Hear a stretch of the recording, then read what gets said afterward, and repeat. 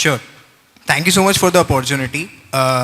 We have a very varied panel right now from different industries. So I have prepared few questions which caters to across industries. So one of the first thing which I would like to understand that since there are a lot of things which are happening across the world, especially in India, so how do you see the year has gone right now and how do you see the year will go? So I wanted to understand that. Maybe we can start with Girish. So hi everyone, very good afternoon. My name is Girish Hingorani. I look after marketing for Blue Star. And it's been a dream year for us so far. Last year was good. We're part of the air conditioning industry. Air conditioning is booming at its highest right now. The market for air conditioners is just 11 million units right now. And China sells about 90 million for domestic use. So, you know, the gap is huge. The penetration is just 7%. And the heat this time was so harsh this time that we kind of got stocked out. Most brands did. So the growth has been phenomenal. Having said that, it's very challenging going ahead because you have to keep up pace with that kind of growth. We grew by about 70% in the room air conditioner business this year. And whether to plan for 70% or not next year is a matter of how harsh the summer will be. So yes, there's a lot of seasonality involved in our business, but overall, we are obviously very, very confident that the air conditioner business should grow by double. So by 2030, from 11 million, we're looking at about 25 million ACs to be sold every year in the country. So that's the stupendous growth that every air conditioner manufacturer is eyeing in the country. So we're very, very bullish about the growth prospects in India.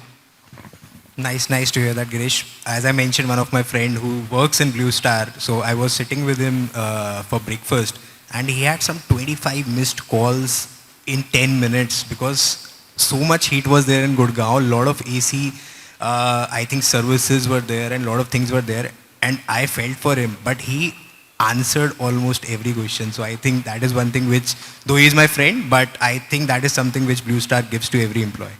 Yeah. Same question maybe to Darshana, if you can answer, like how has been the year so far and how do you see the year to be? So see, when you first look at the macroeconomics, right, so there definitely has been volatility. You know what's happening in US. US is almost every time, they're trying to control inflation, they're trying to control the feds are trying to control the rates, and that impact definitely, because I'm in the category of finance, category of money.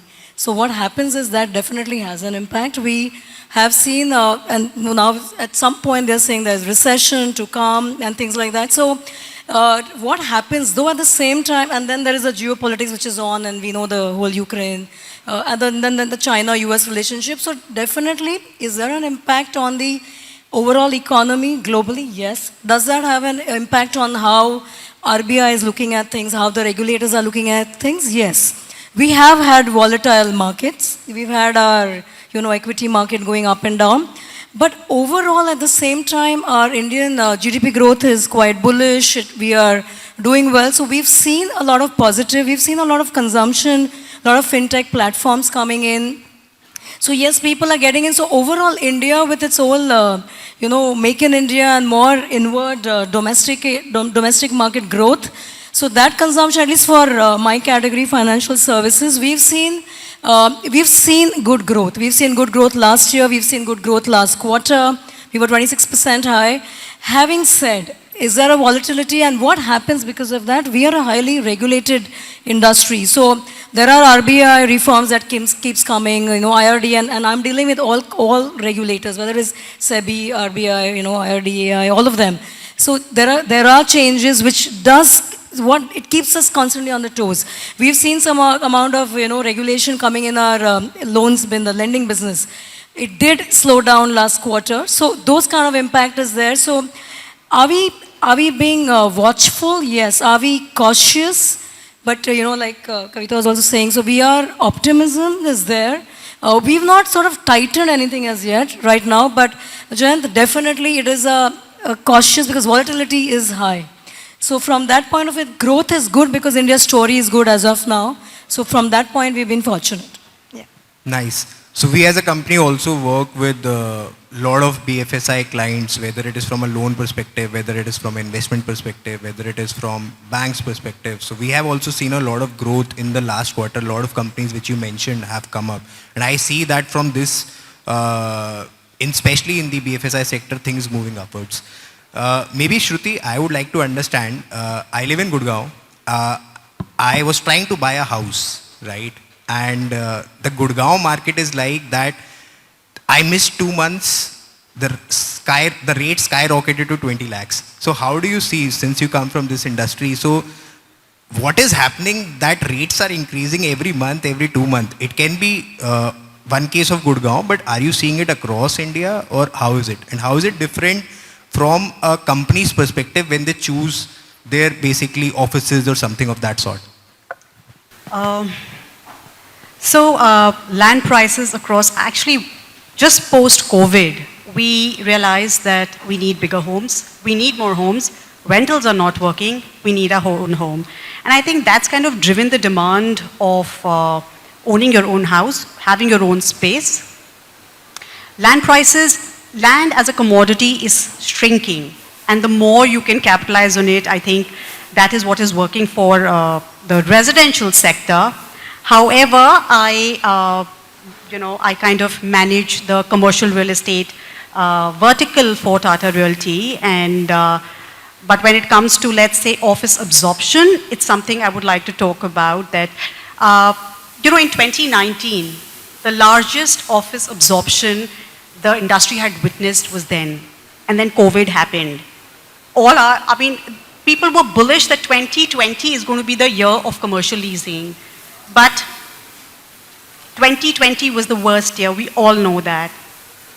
Come 2023, it has surpassed the 2019 mark as well.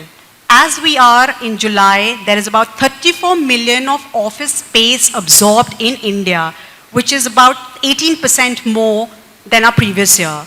So I think when it comes to residences, of course, the demand is there. Land, it's a commodity. If you kind of reduce the commodity, the price will invariably increase. But on the other hand, when you look at the office market as such, that's growing immensely. The amount of GCCs that have come to India, the kind of infrastructural developments that our government has made, and India was always one of the most preferred offshoring destinations in the world, and today it still stands. So I think my sentiment with how the economy is also growing for us, or how the industry looks for us, has been quite positive. Nice, nice. So Kavita, I would like to understand more about your industry, though you comes from a tire background, how it's not a pull product, it's basically, I will not wake up and think that I want to buy a tire, right? How do you market those things, especially in the D2C world, and how are you managing that from a digital perspective? Yeah, thanks Jayant. Good afternoon everyone. I'm Kavita. I take care of marketing for TVS Eurogrip Tires. So like Jayant rightly said, ours is a very low involvement push category. It's pretty difficult to reach the consumer directly because there are several intermediaries. There's the trade, which is your distributors, your tire shops, which are your retailers, and you also have mechanics and garages.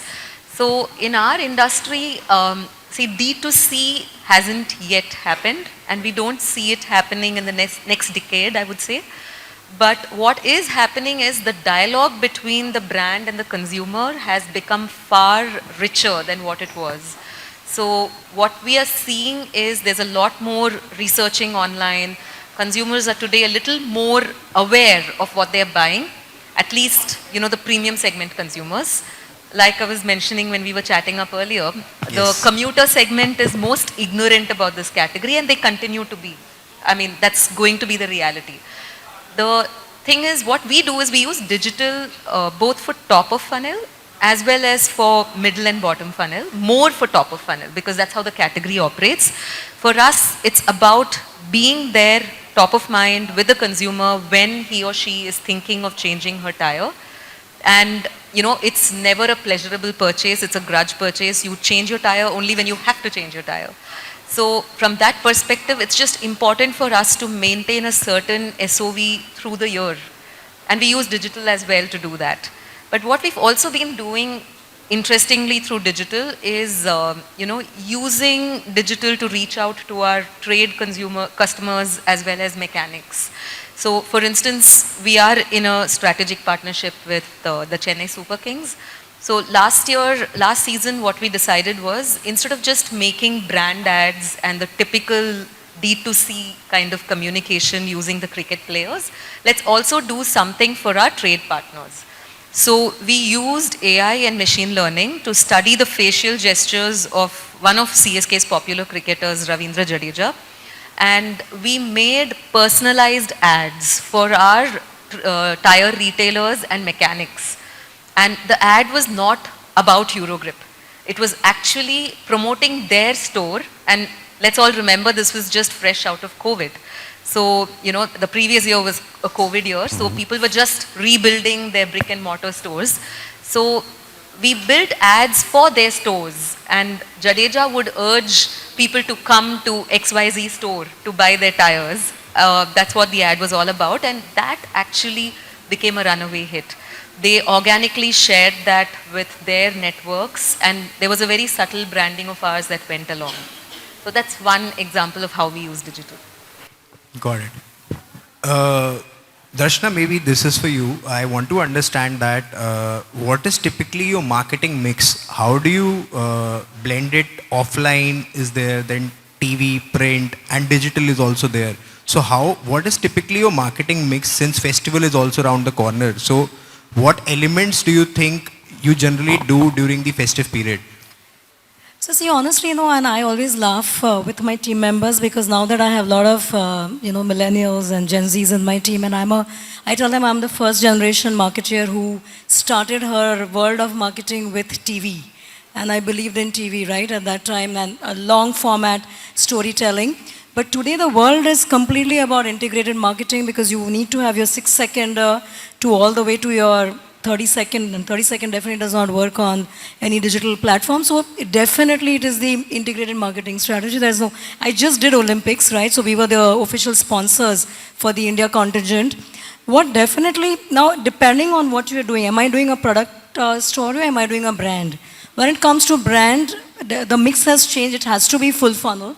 There is no, but it may be more top of the funnel vis-a-vis bottom. If I'm doing more product salience and product talking, that is more mid and bottom funnel. So the across funnel we have to do what with TV. CTV has become very important now as a category, so we can't ignore. So there is television, there is connected TV, there is handheld, there is all your platforms together.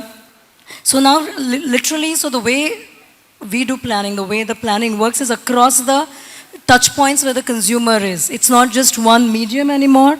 It's not one, property anymore. And with that, print for me is more, here and now, because print has got a very limited shelf space. We do a lot of outdoor also. We do airports, we do metro. So like I said, it's a very integrated, complex planning that we need to do today. It's not any one medium. But yeah, the difference is purely when I'm doing pure branding vis-a-vis more product and where I want more conversions and really business ROI. Today we cannot enter because I'm also answerable to my board, I'm answerable to my, all the CEOs of various business. So I have to, dual hat. So coming to festive, how we are ready. So again, because I have multiple finance categories, starting from loan, mutual fund, insurance, all of that. So the home loan business and lending, the personal lending is becoming active now for festive, because the buying house and all that is big during the whole festive season. For us, till December, all this will be on. JFM is very big for us. Jan, Feb, March, unlike for e-commerce, it's very big for us. So insurance really kicks in at that time. So yeah, I think round the year, most of the categories are present. And investment, purely mutual fund is now round the year. So that's my take. What are your thoughts about it, Girish? You come from Blue Star, right? And I think it is majorly driven by dealers, distributors, but obviously there are sales, the big billion days and the all, where I know that the products are sold out, right? So what is your marketing mix? So basically, So first and foremost, I think you have to have, like Darshana rightly mentioned, you have to have a good mix of everything that is relevant to the customer. There's digital, there is television, there's connected TV. I believe a lot in connected TV because that's harnessing the power of television and also bringing the digital attributes of filtering and targeting possible. But I am a strong believer of creatives. Right? To give you an example, typically you'd believe that a 30-second format on digital may not work. But if you do a very good creative, and fortunately this year we did a creative around Virat Kohli about Garmi. I don't know how many of you all saw that. And so far prior to this, none of our ads on YouTube when we used to run, and as a policy we don't run non-skippable ads at all. So all my ads on YouTube are always skippable because we don't want to force down something down the consumer's throat. If they want to skip the ad, please do so. And we've never had a VTR, which is the view-through rate of more than 20% throughout. This time it hit 59%. Okay, so it all depends on the power of your creativity. For me, I think the creative is the most important. Media will follow how you present that creative and how impactful that creative is important. Of course, coming to e-commerce, there is a huge market. It's very important for us to balance all our channel mixes because I'm sure there are so many people in this room. Some are e-commerce friendly. Some want to buy from a Croma or Reliance. Some want to buy from the neighborhood store that they've been buying for the last 15, 20, 30 years. And therefore, it's very important for us to keep all channel partners alive. We cannot kind of over-index ourselves with any channel partner because all of them will exist. We are very clear that no one is going to eat each other. All of them have a relevance. There is a market in the country. All of them will coexist. And therefore, we have to be relevant to each of the channel partners. Right? So that's our strategy in terms of the channel partner mix. And as far as media goes, creative first. If your creative is good, irrespective of the media, you get your messaging across. Jayant, I also want to add one more thing. What we have seen and what from last 1 year, we cannot also forget AI. We can't forget the whole Gen AI. So the whole mixed reality is what is also now. So like lately I've had, tied up with the tech partners where your print becomes interactive. So we did the whole FLAM thing and your anamorphic outdoors. So the other important thing, like because you was talking about content and creative, what we need to also now add as marketeers is the AI part of it and the whole virtual, mixed reality part of it. So it's interesting that how every medium is not independent today and it's interdependent. Your TV and handheld, you suddenly make it, interactive. Your print and mobile, you make it interactive. And that's where the conversations are today. And that's where as marketeers, we have to constantly be ahead in our game. What are your thoughts on it, Shruti? I think we are very fortunate to have been marketers at this point of time. We've, just like Darshana, I'm also a first generation marketer where I've lived through TV and print, and then digital came in, and then you're adopting to that. And then we have creator community coming in, and social media at its peak, you start leveraging that, and then finally AI comes in. I mean, what a better time to actually, getting your marketing juices out and ensuring you're using all these available options that we have today in terms of marketing, integrating and getting the best. When it comes to our marketing strategy, what we do, of course, just like all of us, here we do balance out our tried and tested methods, and then of course, we definitely want to stay ahead of the curve, and we ensure that we leverage AI. We ensure that we also take, we leverage the strength and the power today the creator community has. I think that by itself today is so powerful. There are so many times you are not able to, with that limited communication of ours, we may not be able to reach out to a particular niche target audience, which through the creator community you can. So I think it's one of the best times for any marketer to be at this point of time, to just enjoy work. So I have one question which I am facing, which we discussed also. Like, you are CMOs and you are working with people across the ages. So how are you managing people, those who are maybe above in your age, people, those who are Gen Zs? how do you tackle this? This is something which is very personal to me, since I am being 35 years old, managing an average age of team of 25 years old. So would love to understand from everybody, maybe a couple of minutes. Kavita, you can start. Sure. So, yes, I wish we had an answer to that. Life would be very, very simple. But I think all of us are learning as we go along. To me, for today's CMO, it's all about kind of, exactly what Darshana and Shruti said. Orchestrating all these different parts of marketing together. For instance, today, even something which is very BTL in nature can have a digital wing to it. You promote a BTL event on Meta first, then you kind of get leads online to attend the event, and then you make a video out of the event and again popularize it through social media. So in this kind of environment where we are, I think for CMOs, the only two important things are, one, orchestrating these different elements of marketing, and the second, people management, where it's even more challenging because you have people who have been brought up in that pure non-digital era who cannot relate to social media, who are a very integral part of your team because they're just fabulous at creative thinking or just, giving that structural approach to marketing. And on the other end of the spectrum, you need fresh ideas, energy. You need people who can relate to digital and mixed reality. So what I've realized is one thing that helps, especially in managing Gen Zs, is to get people who are kind of passionate about your category.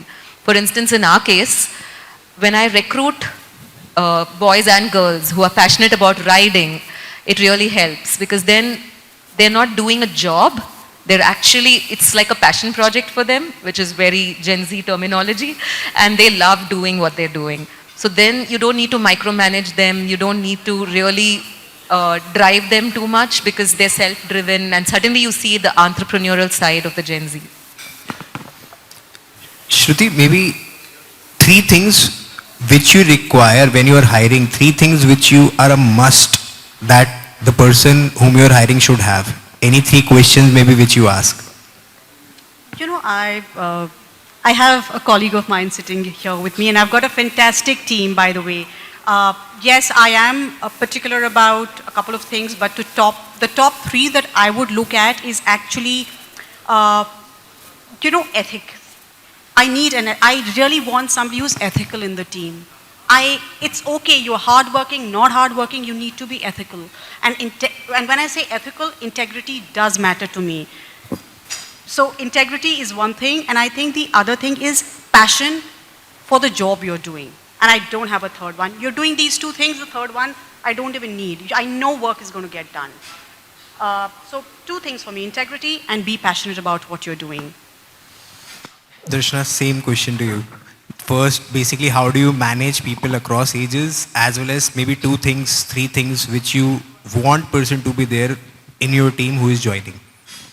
So interesting, right? As a conglomerate, as Birla Group, now and one of the things as a group we were trying to, so I was telling you last year we were in Atlanta in our ABG Awards, and the entire leadership team along with Mr. Birla was trying to solve this whole one thing about multi-generational workforce. Because that's what we have today. We have, I don't know if there was beyond baby boomers, because we do have at the group level people who are 70s and 75s, till all the way to, Gen Zs that we are hiring now. And culturally, we have to be changing and constantly evolving ourselves. And that's been coming from a very, Birla Group is a very manufacturing at one side. Businesses like mine and fashion, which are more B2C. So again, different kind. You have B2B manufacturing, factories to our kind of environment. So definitely it's not an easy answer. But for sure, our HR policies have gone through a lot of changes, trying to make it hybrid culture, the kind of, the clothing, what you can work, the flexi hours that you can come in, for women-friendly policies, because not just for we are more B2C, we are more service, but in our manufacturing units, where women, they're far in, some small towns of India. How are you managing them there? So a lot of culture change for sure and managing the multi-generation, but are we really going to be at the core behaving like startups? No. I think that's a challenge. We can't suddenly become the Gen Zs who are more breeding in the startups and the way they love the fun, the way we still have a cabin culture. So are we going to go away from a cabin and going to become an open office? And I don't think we are yet there, but the good side is, the flip side is that we are not as young and fun. We will not have Google canteens and, the food and all that happening. But at the same time, the thing that I love about a group like Birla or for Tata, I can say, is we don't hire and fire. So, today even the big tech guys, like even at Google and Amazon, when the trying is tough and the going is tough, they fire people globally. This is what we've not done. In COVID, we had a very clear stated policy, not one person to be laid off. All bonuses given. So I think that's the good side when you are working with conglomerates. Yes, you may not have the food available and you can't come in shorts and, things like that. I think small problems. Yeah, These are small problems. So we do have, so when we have our fintech business coming in, it definitely is difficult because, when you are younger generation coming in, they want that kind of freedom. I will candidly say that we may not be out there, but at the same time, we really take care of our people. So that's the whole multicultural, multi-generational workforce. At the same time, now what do I look at? And I think Shruti gave the answer to the bit that for me also the skill is not what I look at, the passion and the hunger. And because I believe in betting on my people, including my secretary. So in one of my secretaries, I also got her, she was very keen to become a marketer. I said, go and get some, skill set because you need some knowledge, so you need to do some part-time MBA. And she's now full-fledged, she's in fact heading a channel marketing in one of the groups now. So I do believe in betting on my people. Passion is the first thing. Ethics also, I agree with Shruti, but passion is something that you need the hunger. You are raising your hand to say that I want to do more. I'm ready to bet and baki sab sikha denge. Grooming is possible, but if you don't have the passion, I'm not interested. I think just to add to Darshana and Shruti, attitude is another one I look at. So, the willingness to get your hands dirty, at least early on, that helps going a long way. What are your thoughts, Girish? How many of y'all are Gen Z here? Are there anybody Gen Z here? Okay, very few here. She's in very my few team, by here. the way. And okay, couple of them here. Okay, great. So I think it's very important. I learned very early in my life from my earlier bosses, you should spend a lot of time with youngsters. So as CMOs, I think we should spend a lot of time with youngsters for two reasons. One is, of course, the more time you spend with them, the more you're able to ignite a drive or a passion. Youngsters today are not after money. They're after respect. They're after admiration. They're after recognition. And if you can give them that, you give them your time, I think they'd do anything for you. Correct? So I strongly believe that the more you spend time with the youngsters in your group, the Gen Zs in your group, the more you'll able to kind of, deliver. They are very, very productive. The other thing, of course, is that you're looking at your future consumers. Because today, maybe my air conditioning buyer is about 30, 35 years of age. But the Gen Zs today will become my air conditioner buyers tomorrow. And therefore, it gives us very good insights on what the long-term trend should be, what the long-term strategies of the company should be. And of course, I was reading somewhere that by 2030, 50% of India will be Gen Z and below, correct? So that's the future of India in any case. And I'm a strong believer of the youth, of youngsters, the power of Gen Z, though we were concerned about the drive and passion, but as long as you're able to give them clarity, direction, I think they're as passionate as any other generation. So I don't see any challenge there. Coming back to what I look for, I think I completely agree with my co-panelists. It's drive, passion, clarity of thought. That's what matters. The entrepreneurial spirit in them. How they would want to, if they're going to treat this job as their own company and how they're going to deliver there matters a lot.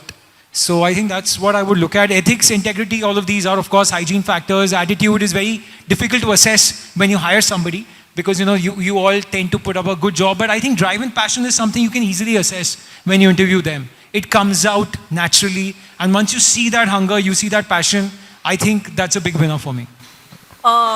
Something on a lighter note, and this is my observation.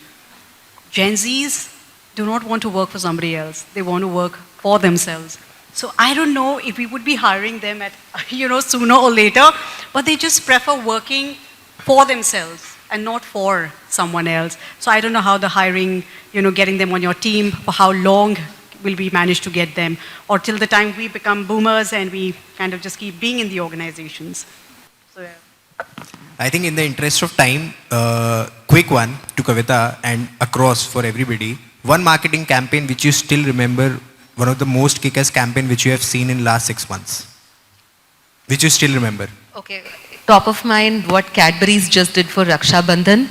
Exactly what Darshana said. Using technology, yet the power of content. So I'm sure all of you saw it. It was Yes. yeah, and they did this. You could create an image with your sibling by I mean, it was an AI generated image that would pop up. You upload pictures of yourself and your brother or sister. Tell the Cadbury's portal what the story was on that day, and they will recreate an image for you. And then you get to send a Cadbury's chocolate to your sibling along with that picture, something like that. Yeah, very, very fun and very cute. What about yours, Shruti? I'll tell you which one is on top of my mind, but before, I think, a quick thing about Cadbury's. So Cadbury's has been doing this whole hyper-localization and, promoting their stores for the longest time. Just, I think 2020, they came out with the way they've used AI, the way they've used the whole hyper-localization, promoting, local retailers, distributors has been brilliant. But on my top of mind today, it is actually the Zomato the Father's Day ad that they had come out with. So what they did was, every time you ordered something, you had the option of choosing, they had some 4-5 celebrities. This happened in Mother's Day as well. Okay, I may have missed the Mother's Day, but the Father's Day, I do remember that, you could choose, you just had to, yes, there were 3-4 actors that they had tied up with, and you just had to tell the name of your father, and they would record, and you could send out, once you've ordered food from Zomato, they would send out that little message to you, which you could in turn send out to your, I think, father, and that was brilliant. And that works really, really good because our parents are at an age, getting a recorded message from a celebrity that's resonating with their age group. I think that was fantastic. And I think they did this with even Friendship's Day, with tying up with relevant influencers, younger influencers. So I think Zomato is also doing extremely well in terms of their using AI and connecting with the target audience. So in fact, my love for technology and this whole AI, I actually saw because Britannia did last year with Ranveer Singh and this whole mixed reality, and that's where I said, no, we have to do. And I was, because when I got into the Olympic sponsorship, and I was very clear that I will do it. So honestly, because I was so caught up with the whole Olympics and working with the athletes, and I was in Paris, and also, whilst these things, yes, I agree with them, but what I really love, because I was in the midst of all that, the Nike campaign. I love Nike, the global, what they had launched for Olympics, and it is brilliant the way they have really upped their game, and because diversity was a big conversation this time, and women in sports specifically. And I think they have done a kick-ass campaign, and I really am a big fan for Nike, and absolutely in India, Zomato, I have seen, she was talking about Mondelez, of course, because Mondelez is also very ahead in the whole AI conversation. So, yeah, I think, but Nike, I really remember because I was really in awe of the way they brought in women in sports and diversity. Yeah. Girish. I think I'm a little old school here, so I like television ads. Watching them for the entire 30 seconds. I think there was a Munna Bhai MBBS ad for health insurance, which is ACO, and I think they did a brilliant job because it's a category where we all struggle when we get into medical expenses, and there are so many, cuts and deductions and things like that. So that was very impactful. I always believe that as marketers, we should try to bring a smile on people's face. Our lives are very stressed out.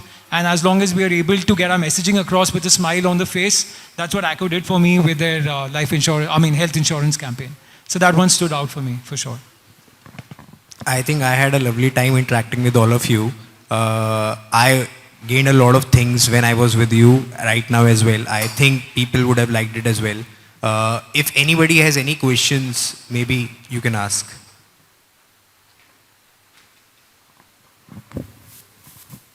If not, it's fine. Okay, there's a question there. There's a question? Okay. You need a mic, please. Can somebody give a mic?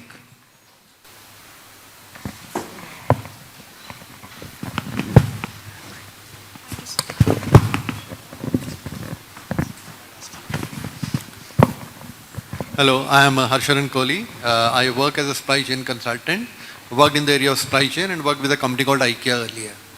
So just a top of the mind question, that we are talking about Indian companies, and of course there are global companies, and every Indian company would like to go global. But could you just from your experience say that what would be the basic difference between how an Indian company is operating in today's environment and how the global companies are operating, and what would be the catch up for the Indian companies to reach to that level? I mean, the culture part and other things. So because I still feel, having worked in a multinational and of course worked in Indian companies also, so where would be the gap and how it could be made up? Yeah. Okay, great. So I belong to a homegrown company, 80-year-old Blue Star, so I'd go with that question. I think what the global companies, and we compete with a lot of global multinationals in our space. I think they have the advantage of scale because they have a scale across the world. And therefore they have large R&D centers, they're able to make those investments, and because of scale they are able to offer solutions which are ahead of what we can offer, because not that we can't offer that scale, but for us to make those investments with the kind of scale in India is not enough. Like I gave you an example, China's total domestic produce is about 90 million, that's the consumption there. They make 60 million for the export market, so that's a 150 million producer nation of air conditioners, for an example. We are just 11 million. Obviously, anybody making there will have that kind of scale. But having said that, India is emerging to be a top destination. It's becoming, in the China Plus One strategy, a lot of global multinationals are preferring Indian OEMs. I think Indians now have to believe in themselves and make investments. We've got to think globally. We've got to think, not restricted to the fact that these are our hindrances. We don't have to have that mindset. We've got to go all out. We've got to become global players. And I'm confident that the stature India is in today, in the next 10 to 15 years, you will find a lot of Indian players who become major global players. So I'm very confident of that. But we should just move out of a mindset that just because if we are Indians, we can't scale up. We can scale up, and we have to make those investments to make it big. Totally agree with Girish. Actually, we are also on that trajectory where we're moving from being an Indian company to an India-based MNC with growing exports and a growing global presence. And what we are also seeing as a benefit is that India is perceived as far better quality than China, and this is working to our advantage in most global markets. So I like to, so you said you're from IKEA, is it? No, awesome. Yeah, So, I worked with IKEA for 19 years, but now I am running my own consultancy, part of the consultancy. okay, so I'll break it into two parts, at least from my experience now. And of course, at Aditya Birla Group, do we have global brands? We have. And we are global as a conglomerate, but we have fashion, Louis Philippe and all are there. In certain markets, most of our are B2B because Novelis are entire copper, all your cans, all your tins, whatever you do, Pepsi, this, that, everything is Birla. But having said, and I was with Hypercity earlier, and when IKEA was coming to India, see the thing is, we've always been very strong servicing economy after agriculture. So a lot of offshoring. When it comes to that, of course, India, because, the engineer India, because the math India, that is what we are. So you will see the top CEOs globally are all Indians. Whilst we are very good at that, we do a lot of servicing side, we are very good creating brands. So I know when I was in Hypercity CMO, and all my entire bosses were from UK, to become a Tesco or Walmart, the consumption that you need in India, the per square feet churn that you need is not there. And it's still, so China is a different example. Look at how you go to China and you see mainland Chinese across the globe in the luxury brand segment. You will see them. The consumption is high. You go to Shanghai, you go to Beijing, and you see the amount of luxury brands over there. India, you still don't have. India, you are not going to see every second guy, using Apple phone or having a Louis Vuitton. So we are still far away. So that's one from the consumption side. The second is, that's the reason the brands, the Indian brands today to be on the global scale, the kind of, the quality, technology. So I see it in Birla Group. But yes, that needs the kind of investment, I think what Girish was touching upon. Can we do it? Are we looking at it? But we're so much into the service. Our human capital is so strong, and that's what we are strong at providing. But really creating a brand, whilst we have many on the servicing side, on the Infosys of the world and Wipro of the world, but on the product and the branding side, I think we have a lot of work to do. Thank you. Any more questions? Thank you so much. Thank you so much.